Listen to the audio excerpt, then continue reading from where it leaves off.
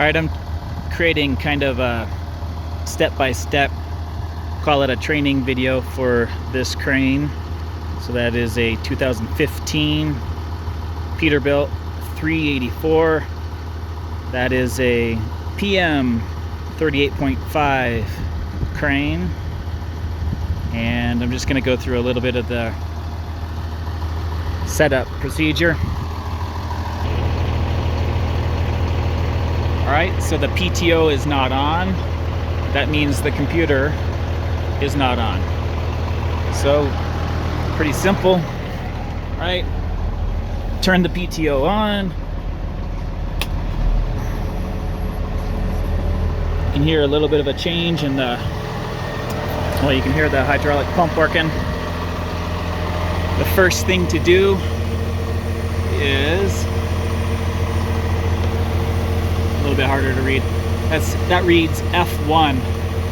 F1 is also right there. I put a reflective arrow there.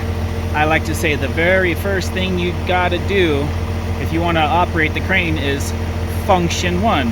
That's pretty simple. F1. That's the first thing you do. Second thing would be come to the back of the crane. These are the auxiliary outriggers. There's a lock on this one because these rear ones, I guess they could pop out. I'm never gonna try that while I'm driving, so I have obviously those go in and out. So I might unlock that one before I actually deploy it. That's the rear, and I go out, right? And then obviously I go down. And I make sure I see the truck tilt just a little bit.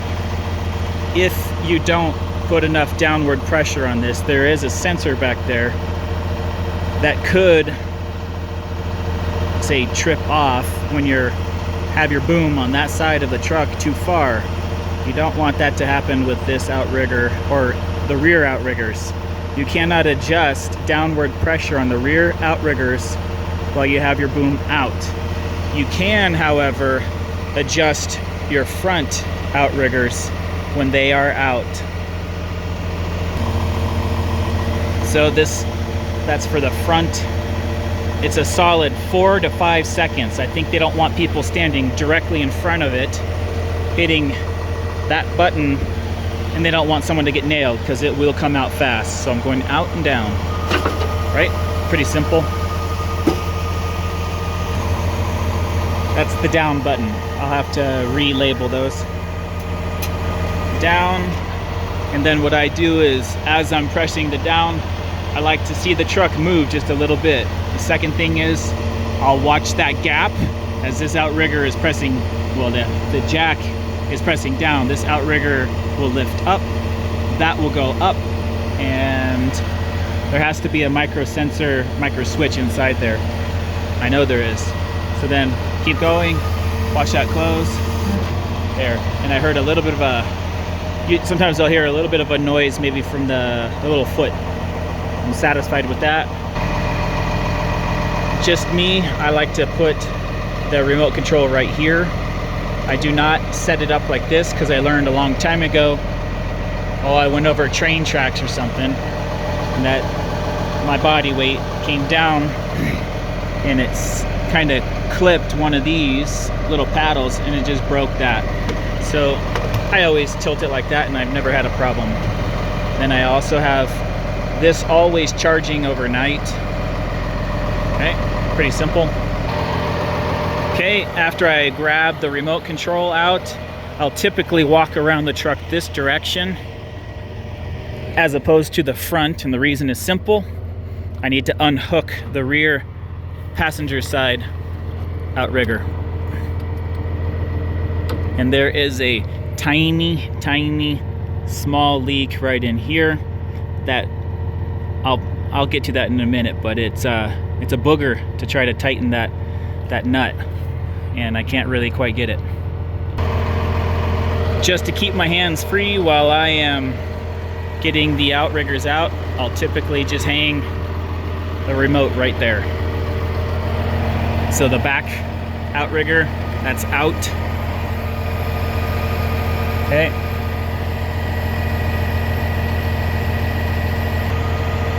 Obviously down. I watch the truck move just a little bit down.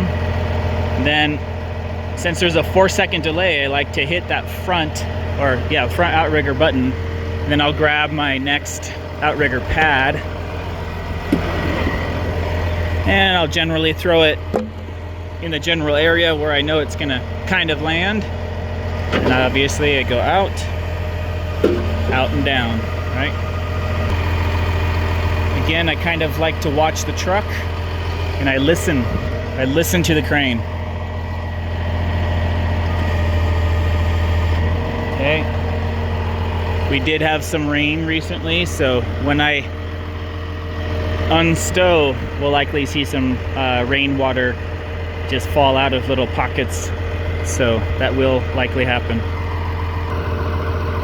Okay, I hung the remote control on my shoulders here. I'm gonna twist to turn on. You'll hear an audible alarm. You might feel a little vibration. Since I pressed the emergency stop the last go around, I'm gonna do that. Now you can see it's gonna be a real difficult glare. Nonetheless, that's the display. In order to engage this remote with the truck, I have to press that little square button over there. It used to be green, and you'll hear the truck horn. Okay, that means these now are connected wirelessly. First thing I do, so order of these paddles is rotation. The first boom up and down, second boom up and down, extend and retract. Okay, so since it's been sitting for a better part of 2 to 3 days, I need to show you something. Way up there, there's 2 little hooks right there by my finger. There's a white hook on this side and there's a black hook on this side. So the white hook and the black hook go together. They marry together, and this is a very critical part of when you're unstowing. You obviously have to boom up on this one first, right? But they marry together so that way in transport, the hydraulic system doesn't end up creeping down slowly. Okay, so that's just the thing. To get that, obviously, when you're stowing and then unstowing. I usually like to unstow with 2 hands, but I'll do this with 1. So, in this case right now, down is up and up is down. Okay, so here we go. Okay, just a little bit on this one, coming up. And then I'm gonna unlock, so to speak. I'm gonna always stand right about here. And the reason is simple. You can look right through here, and I'm gonna tap one more time on my phone. You can look right through this perspective, right here. And then you can keep your eyeballs on that point where everything is joined together, so to speak. Okay? So now I'm going up on the other boom. Okay? And I do this gently in case I get distracted and somebody distracts me and I do it wrong so I don't hurt something. And then I'm gonna extend out, obviously, till the point where I know it's clear. I might boom up on this one just a little bit more, and you'll see why. There's a silver collar right there. You need everything to clear as you're unstowing, right? Pretty simple. So I have to say that the way this configuration is right now, I like to think of it as this is a person's shoulder, and this is their bicep and tricep. This is their forearm. Okay? When it's stowed in this position, when we get into these commands, I said up is down, and down is up. However, when this is inverted, up is up and down is down. Okay? Okay, so with 2 hands I can unfold this a lot better. I'm gonna just use my left hand, so I'm retracting and going boom down, right? Okay, so this is what I want to say. So right now the command is down, but obviously once it passes that certain axis right there, now the boom is going up even though I never changed the command. So down equals up. Same thing on the main boom. Down is up. Okay, so now I'm going to do the two together, two actions together. Okay. How I taught myself to remember rotation: up goes towards the driver's side. So the boom now wants to rotate towards the driver's side of the truck. Pretty simple. Down is rotation towards the passenger side. So it depends on my orientation on any given landscape or whatever. I am aware of, right now I'm rotating north. North is driver's side. So now if I rotate, I'm going to rotate south, passenger side. I don't know if you're ever communicating to someone on your job site, you might say, hey, hold on, I need to rotate north, right? Or whatever it may be. That's just the way I kind of operate if someone's close by the load or something. So that's really the setup procedure. If I didn't have to pause and explain stuff or whatever it may be, when you get in a rhythm, you can set this up in 4 minutes and basically stow it in 4 minutes as well.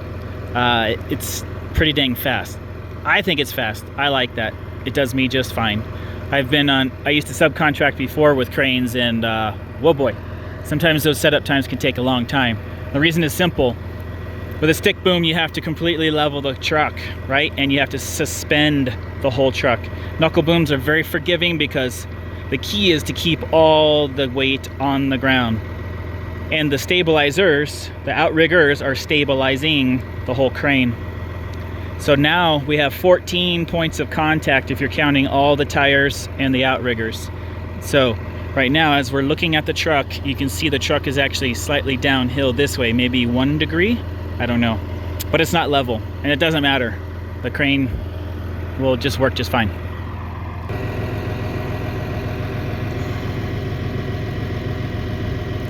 I almost forgot something. So if I start to walk somewhere and I feel like I don't want to accidentally hit one of these commands for the safety of everybody, I hit the emergency stop button. Okay. It's pretty common sense, I would think. That way, if you're also, maybe you're loading cargo or you're hooking up cargo, something like that, you don't want to be leaning on it, maybe your elbow hits it or something like that, right?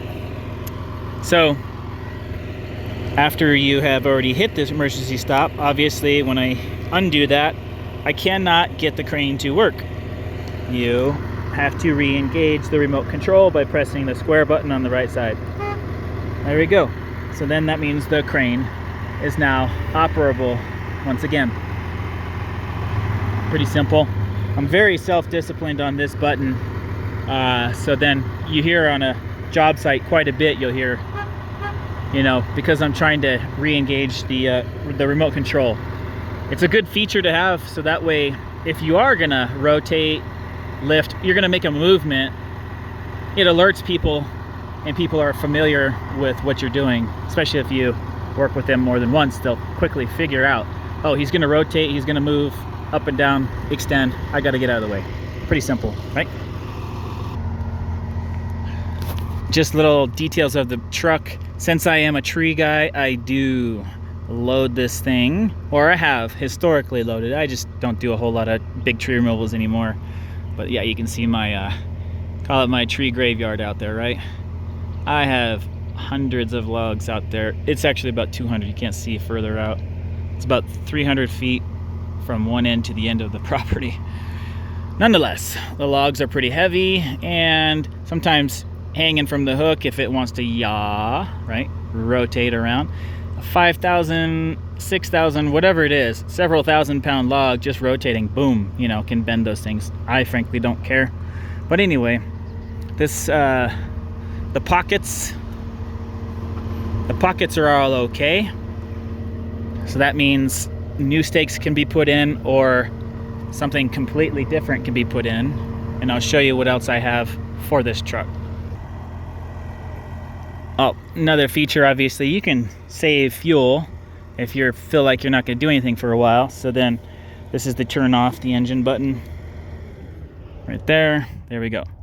So that means when I do want to restart the engine, let's see here. No, I didn't hit the emergency stop, so it'll be pretty simple to start that back up. So these are powder coated black metal sides that are solid sides. Those are 18 inches high. They all link together with spring-loaded hooks, levers, and that goes completely around the bed of the truck. I couldn't use it, so I've always stored it on the north side of my house to stay away from the sun. So clean them up, they look pretty much brand new. Yeah, it's a good feature to have if you don't want to always have to use cargo straps to strap things down. And if it's nice and heavy, whatever, you can responsibly drive on the road without worrying about cargo falling out. Those sides are pretty good. Okay, so like I say, you can obviously turn the truck on and off. That means you can also RPM up and down. I'll do that real quick. So it's easier to see these symbols in person, but here we go. Okay, simple as that. Now, just for faster operating speed, it's not a matter of the crane behaving slower while under load. It's basically, it will operate the same speed under big loads no matter what. It's phenomenal. So there's technically 3 different speeds. So right now I have the RPMs at a normal RPM. Okay. There is a little snail right there by my finger. If I flip that over, that switch is in a permanent spot. It's not like a toggle, it's a switch. So that means it will finesse into movements, even though you can still finesse pretty dang nicely, even in regular RPMs and a normal speed. I pretty much, once I got good, I'd always be at right here in the normal speed. If I really wanted, say if I'm fully extended out and maybe I'm rotated way over there and I need to rotate 180 degrees this direction, I might do several commands, 3 commands at once or something like that, and then I would RPM up. Pretty simple. The far left one. Okay, and that would allow things to go quicker. And I particularly like it for the extension and retraction speed. It'll go, well, it just goes a lot faster, right? And obviously summer versus winter or warm weather versus cold, it's always going to vary in speed. But it's really not too bad as far as that speed goes. I don't know what to say. I can't really compare it against anything else, but I like it a lot. I'm going to turn the RPMs back down. I think if I were to rotate from one side to the other 180 degrees, I think it takes 14 seconds. And to me, I'm like, that's not too terribly bad, so that's pretty dang good if you ask me. Okay, trying to think of something else here. Maintenance and greasing. So yeah, you can see where naturally there wants to be paint rubbed off in spots.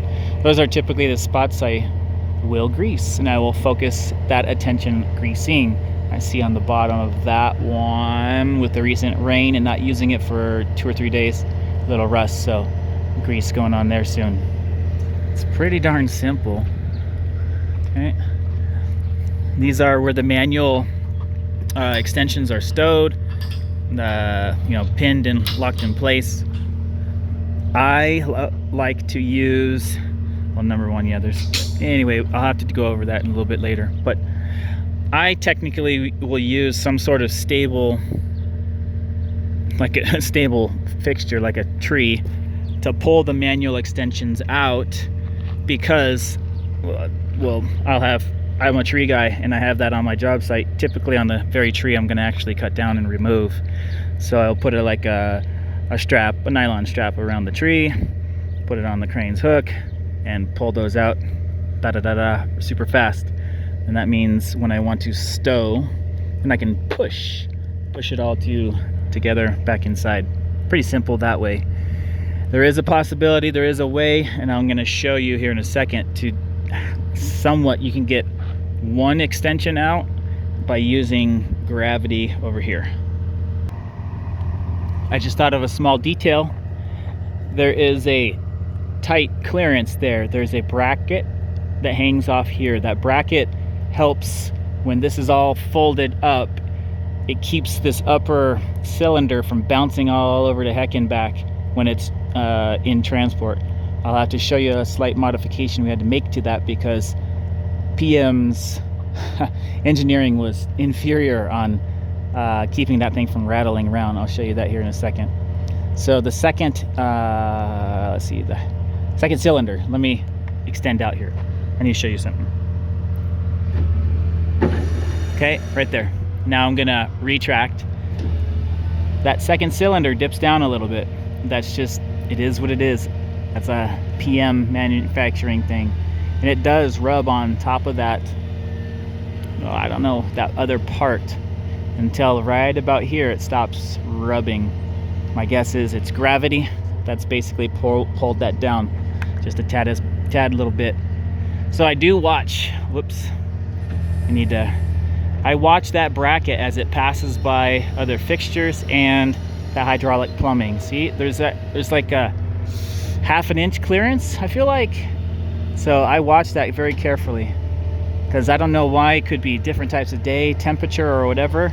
Metal expands, it gets softer, things can sag, and well, I just watch that clearance. Okay, now I'm gonna go back to what I said. I'm gonna show how to get one manual extension out. Okay, I'm going to cover two subjects: how to get that manual extension out, but I'm going to also talk about alignment. And you can see there's a welded plate and there's a welding seam right in here, right? And there's also that collar, that silver collar, right about where they are put together. There's like an Allen head. I'm going to rotate so that it generally lines up, basically lines up. Okay, from further away it's kind of hard to eyeball it, but what's going to do is when it's time to stow for transport, you're going to line up a certain portion of metal right here, and that's when you line that up, you eyeball it from far away, you'll kind of know you're going to get it right later on. Okay, I'm going to show this profile. So again, sometimes I describe the main boom as your bicep on someone's arm. That joint, that pivot point, that's your shoulder. Up there is your you're like your elbow, and that would be your forearm if you can hypothetically extend, right? So I boom up on the main boom, pretty high angle, and then I find almost basically a vertical angle on the sectional boom right there. Then I extend down all the way to the ground, and I do get that hook out of the way. I'll show you. All right, I won't go exactly over the procedure on how to completely get that out, but you can see in this vertical configuration right now that when I pull the pin on those, gravity will let that manual extension come on out, okay? And then when I retract the hydraulic sections, we'll be able to basically pin it in place. I probably have to go almost a separate video with that one to explain that. But that's basically what I do. It's not too much of rocket surgery to figure it out.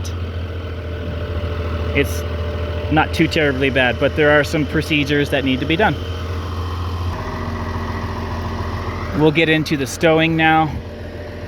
Typically on most job sites, if you don't have any overhead obstructions, you can just basically retract all the way and start folding up any old way, order you kind of want to. What I'll do though is I'll fully retract as I want each sections to collapse and fold in perfectly like they ought to.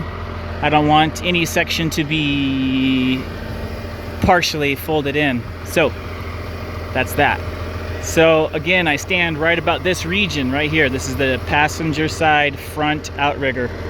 And then I'm always in a place that I can observe that union, or like a little handshake, or they're marrying together, white hook and the black hook. Okay, so we'll do that pretty soon. And I'm doing this with my left hand. I usually like to do it with both hands, as I am much more fluid, smooth, fast. So, because I'm holding my cell phone in my other hand, okay? So pretty much when I see that hydraulic hose start to move, when I am boomed up all the way on my sectional boom, then I know that I'm boomed up high enough that I can retract without any problems. Okay, so again, I'm gonna do exactly what I just said. I'm gonna boom up till I see that hydraulic hose move. Okay, you saw that. Done. I know it's no longer necessary to keep going. Now I'm gonna retract very slowly, and what it's gonna, I need to explain something.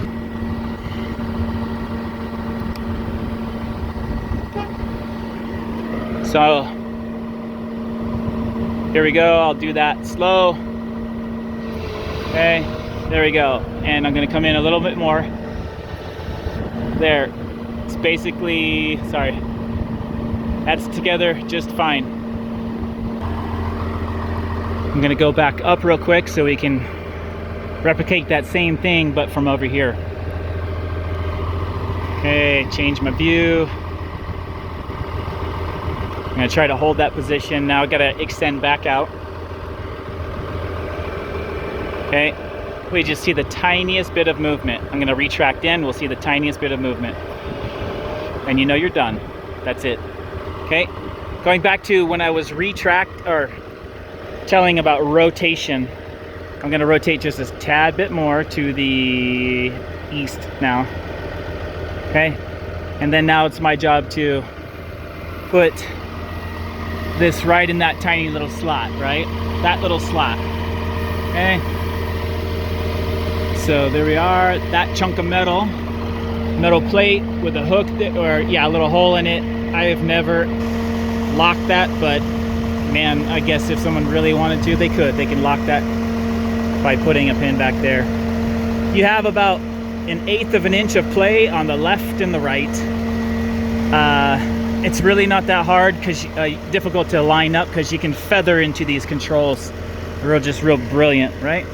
So let's go, make sure that's good. So I think I already got the alignment pretty good.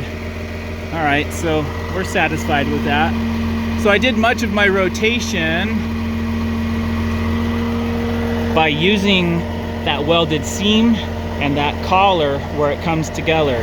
So I didn't have to say micro movement on my way down. I did much of my work by eyeballing it from far away. It's just a trick that I've learned. Okay, going back to, this is that bracket on the side of the truck. So let's see here, over time I added this, or I had a welder add this over here, because one day I was on a really bumpy, well, number one, PM, they manufactured it with just this curved piece of metal. It was completely flat, and we made it look like basically kind of like a channel. Okay, so I was on a super bumpy road one day. I mean, it was the worst road I've ever seen, and this was vibrating like crazy, like crazy, like crazy. This managed to wiggle its way down and under here and catch underneath this whole thing. I was so angry at the silly what do I say, engineering, because, you know, it's an expensive crane. You don't want stuff like that happening. So anyway, I made sure that would never happen again by having someone weld this stuff. And it is a little bit bulky on this side. I technically wanted someone not to weld on the outside. I wanted to weld a little bit on the inside, but it is what it is. That's the bracket to keep things aligned when you are in transport. Okay. During the fold-up procedure, the front outrigger will always be lifting up first. Okay.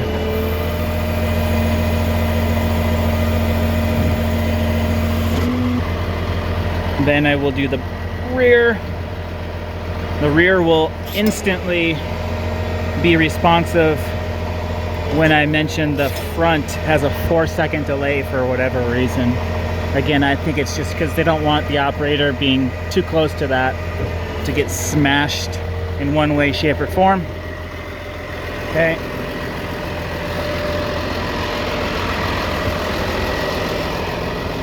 So since I used the rear was the last command, the rear is still on, so I'm gonna go up and in. I obviously go until I kind of hear it slam, so to speak. Done. And you'll hear maybe a little bit of feedback from the hydraulic system. Press that right away, that's 4-second delay. Sometimes I'll just go ahead and grab my outrigger pad and throw it away. That way by the time I get here, the front outrigger is ready to work instead of having to wait whatever, the whole 4 seconds, right? There's a blue micro switch right there. It obviously prevents it from slamming too terribly hard, but it does go in pretty good. Boom, that's it, right? So at this point, I usually turn off the remote completely as I don't need that anymore. Step in, and sometimes I'll put my foot on the brake when I turn off the PTO, because when I turn it off, the engine may want to run at a higher RPM, and I just find that annoying. Let's see if it happens now. Probably because I kept my foot on the brake long enough. But sometimes it'll just amp up to a higher RPM after a little bit of crane operation. So anyway, that's my little trick to keep it from coming up in high RPMs.